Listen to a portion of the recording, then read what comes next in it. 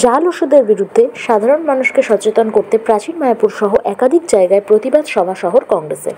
সোমবার সন্ধ্যায় প্রাচীন মায়াপুর নিমতলা মোড় শহরের ব্যস্ততম পোড়ামাতলা মোড় ও শ্রীবাসঙ্গন রোড সমাজবাড়ি এলাকায় জাল বা ভেজাল ওষুধের বিষয়ে সাধারণ মানুষদের মধ্যে সচেতনতা গড়ে তুলতে প্রতিবাদ সভার আয়োজন করে নবদ্বীপ শহর কংগ্রেসের কর্মী ও সমর্থকেরা।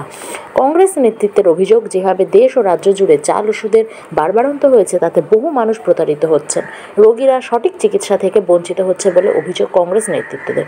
এদিনের এই প্রতিবাদ সভায় উপস্থিত ছিলেন শহর কংগ্রেসের সভাপতি তথা প্রদেশ কংগ্রেস সমিতির সদস্য নির্মল সাহা, নবদ্বীপ ব্লক কংগ্রেসের সভাপতি তৌহিদ মণ্ডল সহ দলীয় কর্মী ও সমর্থকবৃন্দ। আপনারা যে আজকে পথসভা করলেন জাল ওষুধের বিরুদ্ধে, কেন? আজকে তো জাল ওষুধ একটা ভয়ঙ্কর রূপ নিয়েছে সারা বাংলা সহ ভারতবর্ষে। আমরা ভারতীয় জাতীয় কংগ্রেসের পক্ষ থেকে এটার প্রতিবাদ করছি, মানুষকে সচেতন করছি যে জাল ওষুধ কীভাবে আপনারা নির্ণয় করবেন। আর যারা বিক্রেতা তাদের কাছে অনুরোধ করছি আপনারা সচেতন হন যাতে জাল ওষুধ আপনার দোকানে না থাকে।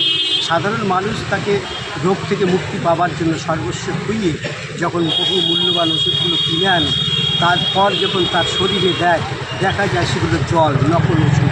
অর্থাৎ সেই পরিবারটা সমস্ত কিছু খুইয়ে তার মাতা পিতা বা আত্মীয় পরিজনকে বাঁচাবার জন্য সেই ওষুধ কিনে আনলো, অথচ ওষুধটি জাল।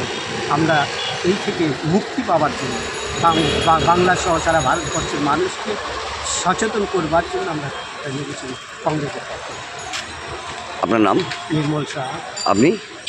নবদ্বীপ শহর কংগ্রেস প্রেসিডেন্ট, পাশে আছে ব্লক কংগ্রেস প্রেসিডেন্ট প্রদীপ মণ্ডল।